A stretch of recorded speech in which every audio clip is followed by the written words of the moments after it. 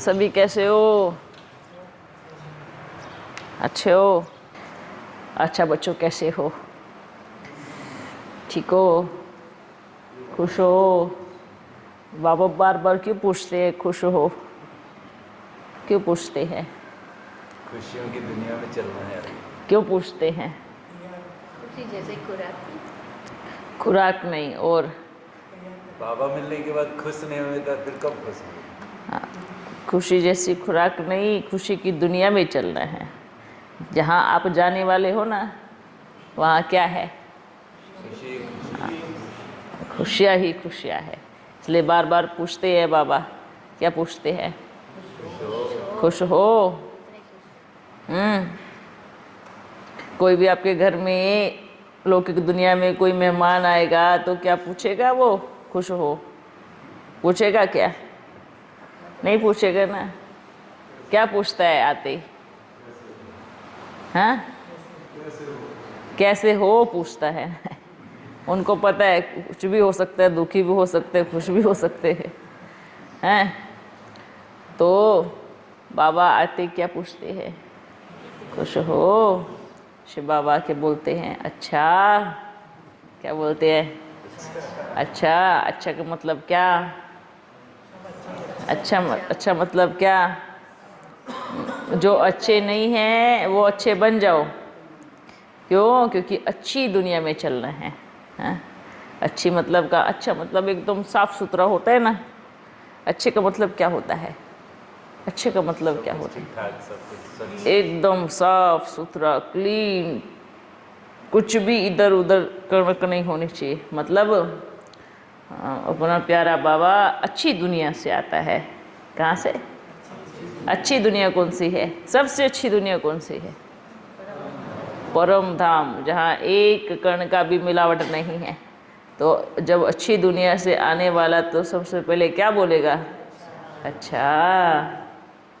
हाँ, क्या बोलेगा? अच्छा। मतलब मैं आप सबको अच्छा बनाने आया हूँ।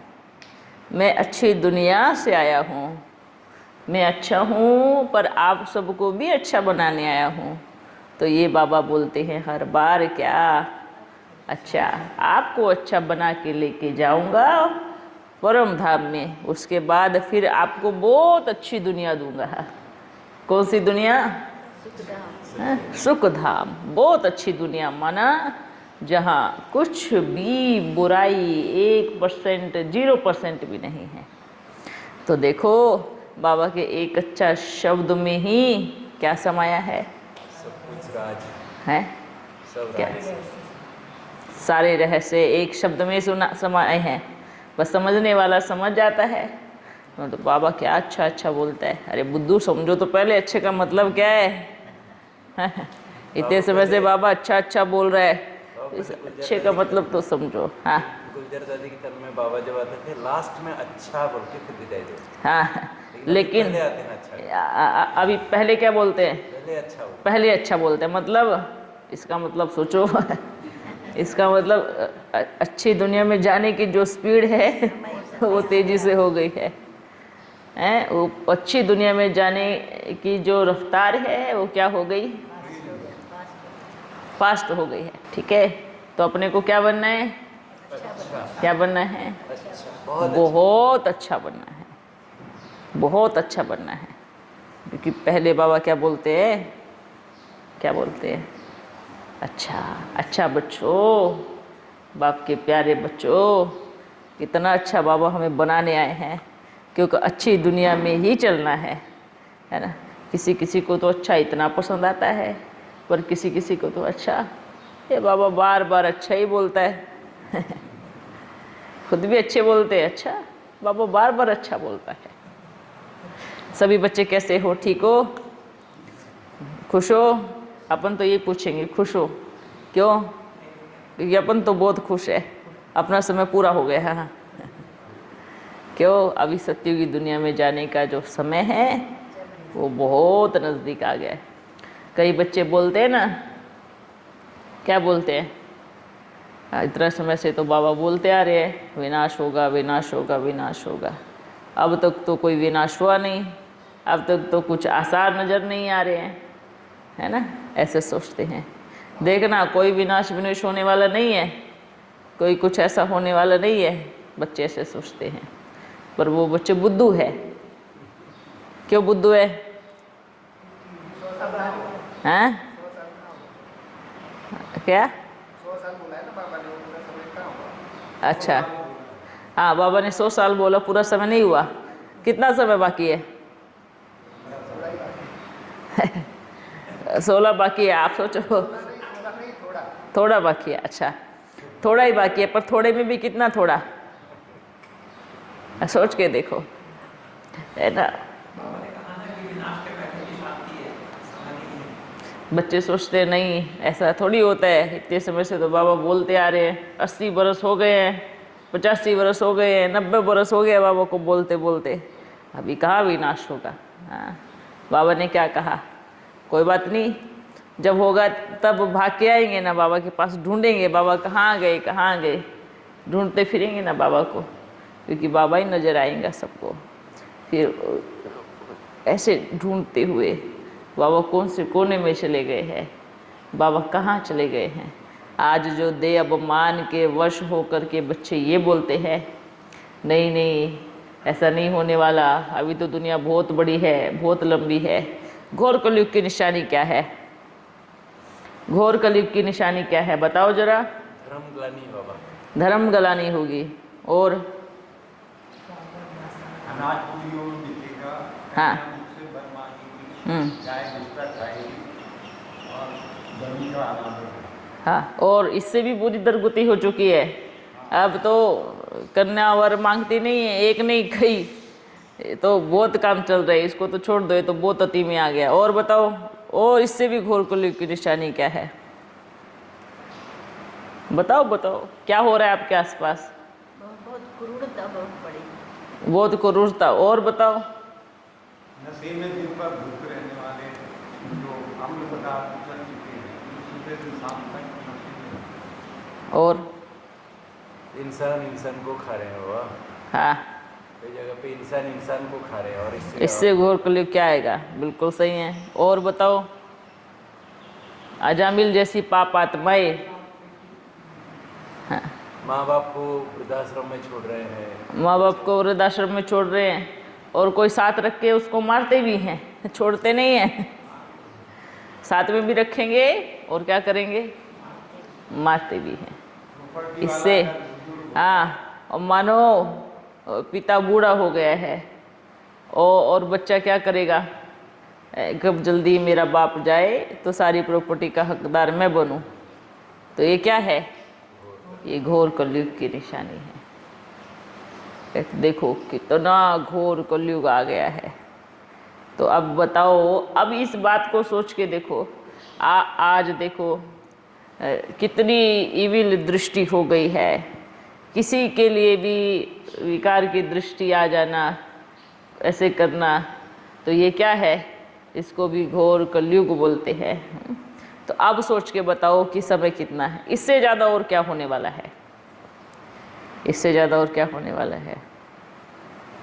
काम, क्रोध, लोभ, मोह, अहंकार अपनी चरम सीमा पर है। कहाँ पर है? चरम सीमा पर है। अति, जो अति बोलते ना, अति धर्म गलानी भी हो रही है, इतनी चरम सीमा पर है। और फिर बच्चे बोलते हैं अभी तो विनाश को बहुत टाइम पड़ा है, अभी तो बहुत समय पड़ा है। विनाश तो आप अपने चारों तरफ देख सकते हो और रोज देख सकते हो, है ना। आप देखो ये क्या होगा, क्या सृष्टि की सफाई नहीं होगी। जो बच्चे इस अज्ञानता की नींद, इसको क्या कहेंगे, अज्ञानता की नींद कहेंगे। जो बच्चे इस ज्ञानता की नींद कहो या अज्ञानता की नींद कहो, ये सोचते हैं अभी तो बाकी अर्जुन बहुत समय पड़ा है, अभी कुछ होने जाने वाला नहीं है, वो बच्चे बहुत बुद्धू है। ये बुद्धू की निशानी है।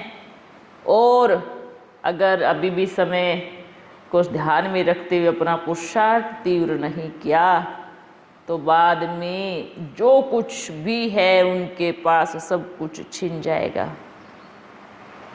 बाकी कुछ भी नहीं रहेगा। अकेले अकेले चलेंगे, चाहे वो धन हो, चाहे वो अच्छे संबंध हो, चाहे वो अच्छे रिश्ते हो या कुछ भी हो। इसलिए इस ज्ञानता की कहो या अज्ञानता की कहो, उस चद्दर से बाहर मुखड़ा निकालो और इन विकारों की आग से बाहर उठो और देखो बाबा आया हुआ है ना। ये क्या सताते हैं, ये विकारी तो सताते हैं ना। हाँ, इसको क्या बोलेंगे कि विकार सताते हैं। तो इसलिए बच्चों को क्या कहेंगे, बच्चे जब आपके कार्य में सहयोगी नहीं है, जो सहयोगी नहीं है वो विघ्न रूप भी ना बने, है ना। कहाँ पर भी बैठे हो, कुछ भी बैठे हो, जो सहयोगी, आप सहयोग बल मत करो, कोई बात नहीं, बाबा अपने आप कर लेगा, बाबा के पास पूरी फौज है बैठी है। जो सहयोग नहीं कर सकते वो क्या करे, वो विघ्न रूप भी ना बने। जो सहयोग नहीं कर सकते, है ना, क्योंकि आपके विघ्न डालने से तो बाप का कार्य नहीं रुकेगा, पर आपका पाप कर्म बनने से कोई रोक नहीं सकता। और फिर क्योंकि बाप को मालूम है ना, आज देह अभिमान इतना चढ़ा हुआ है और कल को फिर यही रोएंगे, यही पछताएंगे, यही दुखड़े के आंसू रोएंगे, यही फिर कहेंगे कि आपको तो पता था ना क्या होने वाला है, आपने क्यों रोका नहीं मुझे, क्योंकि बाबा को ही उलाहना देंगे बाद में। इसलिए बाबा बार बार बोलते हैं, अगर सहयोग नहीं कर सकते हो, अगर सहयोग की उंगली नहीं दे सकते हो, तो विघ्न की हड्डी भी मत डाले, है ना। दिखाते हैं ना, बोलते हैं जब संगम युग पे जब यज्ञ रचते हैं तो उसमें क्या होता है, असुर हड्डियाँ डालते हैं और असुर देवताओं का भेष बना के हड्डियाँ डालते हैं। इसका मतलब समझ में आया। देखते थे कि हाँ ये देवता आया है, शिकल वस्त्र सब देवताओं के जैसे और हाथ में हड्डी मांस होता। मतलब इसका मतलब क्या होता है, देवमान के कारण होकर के उसमें यज्ञ में जो विघ्न डालते हैं, तो फिर क्या हुआ, उनका सबका क्या हुआ है, अब सोचो। इसलिए बाबा बार बार बोलते हैं, बच्चों जो इस चीज़ को साधारण समझ रहे हैं, कोई बात नहीं, आप अपनी बुद्धि के अनुसार साधारण ही समझेंगे। जिनको बाप के प्रेम की या बाप के यज्ञ की कदर नहीं है, फिर बाद में क्या करेंगे। ये इसलिए बोलते हैं ना, जो चीज़ आपके पास है उस समय आपको कदर नहीं है। देखना अभी इस चीज़ सीन देखना, जो चीज़ है हाँ है ना, हमारी तो है, हमारे पास ही तो रहेगी, कहाँ जाने वाली है, कहाँ जाएगी, ऐसा सोचते ना, कहाँ जाएगा ये। बाबा ने कहा था कि आबू निवासी जिसकी गंगा के तट पर है, बाद में गंगा अपना रास्ता बदल दी तो पश्चाताप करते रहे। गंगा ने रास्ता बदल दिया। देखा अभी सीन देख, गंगा ने क्या किया, रास्ता बदल दिया। अभी क्या होगा उनका, पश्चाताप करेंगे। मधुबन निवासी गंगा के तट पर है, अगर गंगा ने रास्ता बदल दिया तो सूखा जाएगा। क्या हो जाएगा, सूखा जाएगा, अकाल पड़ जाएगा, क्योंकि नदी ने रास्ता चेंज कर लिया है। नदी का जो बहाव है वो दूसरे तरफ है। इसलिए कभी देह अभिमान में नहीं आना चाहिए कि नदी हमारी है। मानो कैसे, ये हमें छोड़ के कहीं जाने वाली नहीं है, ये हमारे पास ही रहेंगी। तो क्या नदी को रास्ता नहीं बदलना आता? प्रैक्टिकल में बदलती है, उसके पीछे पीछे सब आ जाते हैं, है ना। तो इसलिए बच्चे इस देवाभिमान की चीज़ से बाहर निकलो। ये नदी के कंठे पर बैठे तो कदर नहीं, अब नदी चली गई तो रो रहे हैं, है ना। बोलते जब जाती है ना तो पूरा जल साथ में नहीं लेके जाती, थोड़ा छोड़ती है, फिर धीरे धीरे धीरे धीरे पूरा सूख आ जाता है, पूरा अकाल पड़ जाता है। अभी वो समय भी आ गया है। सूखा नहीं है बाबा, थोड़ा तो है। तो इतनी भारी नदी बैठी थी तो कुछ छोड़ के आएगी ना, धीरे धीरे धीरे धीरे अपना आप खाली हो जाएगा। ठीक है, इसलिए बोलते हैं जो समय पर जिसकी कदर कर ली है, इसलिए समय पर जो आपके पास चीज़ है, कुछ भी है, व्यक्ति है, वस्तु है, कुछ भी, अगर समय पर कदर कर ली तो आप हमेशा के लिए उसके साथ रहोगे, साथ चलोगे। और उस समय कदर नहीं की जब आपके पास है, पर बाद में क्या होगा, फिर चाहे कितने भी हाथ पैर मारो, कुछ भी करो, वो बाप ने ले ली है, वो बाप की हो गई है, या वो बाप का हो गया है, तो फिर नहीं मिलने वाला है ना। और ऐसा नहीं कि बाबा इतने वर्षों में चांस नहीं देते हैं, जो चीज़ जिसके पास होती है उसको फुल चांस दिया जाता है, फुल समय दिया जाता है। और उस समय में हम फिक्स करके बैठ जाते हैं, ये हमारा देव मान है, ये हमारा अहंकार है, नहीं इसको हम कैसे भी चलाएंगे, इसको हम कैसे भी रखेंगे, ये तो हमारे पास ही रहेगा ना, तो कहाँ जाएगा छोड़ के, कोई रास्ता थोड़ी है, कोई ठिकाना थोड़ी है। बाबा का तो पूरा संसार है, ठिकाने की बात क्या करते हैं, है ना। तो इसलिए बोलते हैं कि बच्चों समय रहते समय की कदर करना सीखो, नहीं तो बुरा समय आने में देर नहीं लगती। हाँ, लेकिन फिर भी बाबा चांस देते हैं बच्चों को, क्योंकि बच्चे किसके हैं, बाप के हैं ना। अच्छा बच्चों, खुश हो, और सब ठीक है, कुछ पूछना है किसको। हाँ,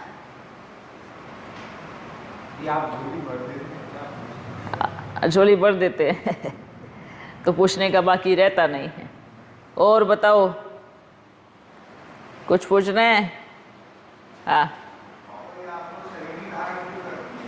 हैं? क्यों करती है? ये कौन सा सवाल है? अच्छा, ये आत्मा शरीर धारण क्यों करती है? कर्म करने के लिए करती है। एक बात बताओ, एक हीरो फिल्म क्यों बनाता है? एक हीरो एक्टर फिल्म क्यों बनाता है? एंटरटेन करने के लिए। हाँ, और बताओ। अपना गुण दिखाने। सोचो ना, सोचो। हाँ। ये संगीत क्यों बजता है? संगीत कहाँ से आया?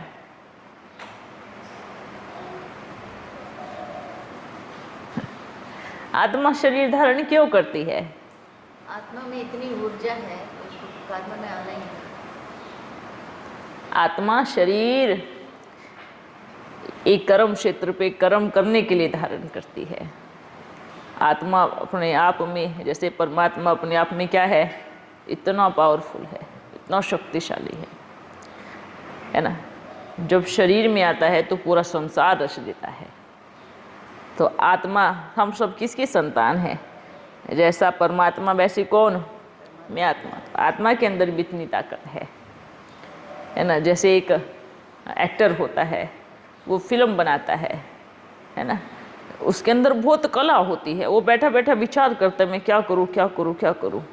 तो वो कहाँ उतरता है? स्टेज पे उतरता है, अपनी सारी गुणों के साथ में, सारी विशेषताओं के साथ में, सारी कलाओं के साथ में स्टेज पे उतरता है और पूरे संसार को अपना अभिनय दिखाता है कि मेरे में क्या क्वालिटी है, क्या गुण है, क्या विशेषताएं हैं। ऐसे परमात्मा है। ये समस्त संसार परमात्मा की रचना है। आप उसकी रचना को देखोगे तो आप ये सोचोगे कि उसके अंदर क्या ऐसी और इतनी दुनियाएं बनाने की ताकत रखता है ना। अब जब परमात्मा ने सृष्टि रची है तो हम आत्माएं किसके बच्चे हैं? और अपने आप को सोचो, हमारे अंदर, आपको मालूम है, अगर बच्चे अपनी बुद्धि का, अपने दिमाग का मात्र 5% भी यूज करें ना, उससे पावरफुल कोई। इतना बाबा ने, इतनी शक्ति है आत्मा में, इतनी शक्ति है, पर उसको दिशा गलत मिल जाती है। अगर उसकी जो दिशा है वो सही रास्ते पे जाए तो उससे पावरफुल ताकत इस संसार में कोई नहीं होती। इतने बड़े बड़े आविष्कार करके गए जो भी गए, किन्होंने कितना % यूज किया होगा? जिन्होंने बत्ती बनाई उन्होंने कितना % यूज किया होगा? कितना, बहुत कम % यूज किया होगा। है? मानो अगर 10% यूज कर ले तो